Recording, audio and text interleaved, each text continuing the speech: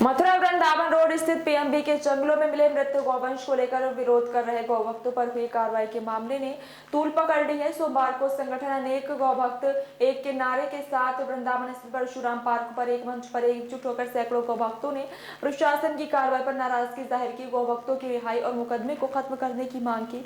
इस दौरान मौके पर भारी पुलिस बल तैनात रहा। नगर के परशुराम पार्क में हुई बैठक में सहभागिता करने आए गौभक्त बिट्टू बजरंगी ने कहा कि गौ माता की दुर्दशा को लेकर गौभक्त जब अब 4 घंटे तक प्रशासनिक अधिकारियों का इंतजार कर रहे थे तो प्रशासनिक अधिकारियों को आने के बाद लाठीचार्ज करने की क्या आवश्यकता थी। गौभक्त तो खुद ही अधिकारियों को आने की मांग कर रहे थे, उनके आने के बाद तो मामला स्वयं ही शांत हो जाता। वहीं गौभक्त विकास पंडित ने कहा कि गौभक्त कभी भी जान नहीं लगाते हैं। इस दौरान कुछ असामाजिक तत्वों द्वारा माहौल बिगाड़ने का काम किया गया था। इसके चलते मजबूरन प्रशासन को लाठीचार्ज करना पड़ा। प्रशासन कुछ चीजों को है और छुपाने के साथ ही ये जो गौ भक्तों के ऊपर अत्याचार हुआ है, अरे वो बालक थे, आप अधिकारी हो, आप गंभीर हो सकता है वो चंचल बालक और बड़े शांति से संवाद हो रहा था, उसके बाद भी गौ भक्तों के ऊपर इस तरह से अत्याचार करना ये बिल्कुल उचित नहीं है। हाँ, करने का जो काम है उसको किया जाए ना।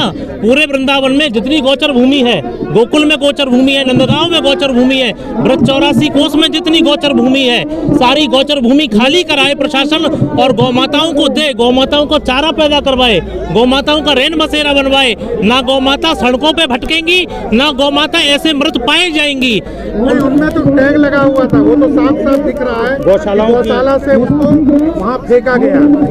तो यहाँ की जो व्यवस्था है, जब गौ माता कोई भी शरीर त्याग देती है तो शरीर त्यागने के बाद इन लोगों की जो व्यवस्था है वो अपने आप ही टेंडर पास कर देते हैं, अपने आप ही उसका अंतिम संस्कार करने को।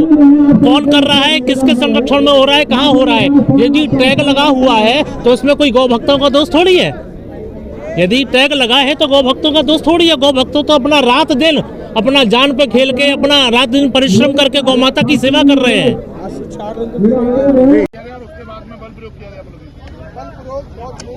धक्का मत मार बेटा। जांच बैठनी चाहिए। मुझे फिर कह रहा हूँ, पता नहीं किसी झांकी के साथ खाना तो नहीं खा लिया उन्होंने, कोई किसी के दबाव में तो नहीं है। ये सनातनी सरकार है, तो जांच बैठनी चाहिए अधिकारियों पे, किसी के दबाव में, किसी के बल से। जब गौ माता को बचाने के लिए काम कर रहे हैं उन पर कार्रवाई होनी चाहिए। जो वहाँ गाय कटवा रहे हैं, कंकाल पड़े हैं, वहाँ के प्रबंधक कौन है, उन पर कार्रवाई होनी चाहिए। क्योंकि हमारे भाइयों पर लाठीचार्ज बदतमीजी किस बात की? राजा बेटा तो दारू बेच रहे थे। आने वाले टाइम में आंदोलन होगा। हमारे जो जितने भी हमारी कमेटी के हैं वो शाम तक का हमें वो टाइम मांग रहे हैं और जो आदेश देंगे वही होगा। और सुनो, लाठी भी खाएंगे, गोली भी खाएंगे गौ माता के लिए और सूली पर भी चढ़ेंगे। हम भगत सिंह के वंशज हैं, हम छत्रपति शिवाजी महाराणा प्रताप के वंशज हैं। गौ माता को ऐसा रोड पे चलने के लिए नहीं छोड़ेंगे, कटने के लिए नहीं छोड़ेंगे। कोई साठगांठ है, कोई साजिश है। और उन अधिकारियों के खिलाफ मैं योगी सरकार से मांग करता हूँ, उन अधिकारियों के खिलाफ भी जो आबड़ तोड़ में बिगड़ सोचो समझो मुकदमा दर्ज कर दिया। ऐसी कौन सी आफत आ रही थी? मैंने जांच करते कोई बात होगी फिर कर दो। कहीं तो तुम 3 दिन लगा दो तो मुकदमा दर्ज करने में, कहीं एकदम करते मुकदमा।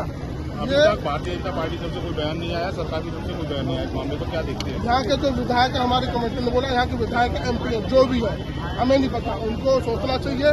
नहीं तो ये सनातनी सरकार है, किसी को बना भी सकती है, बिगाड़ भी सकती है। यहाँ के जो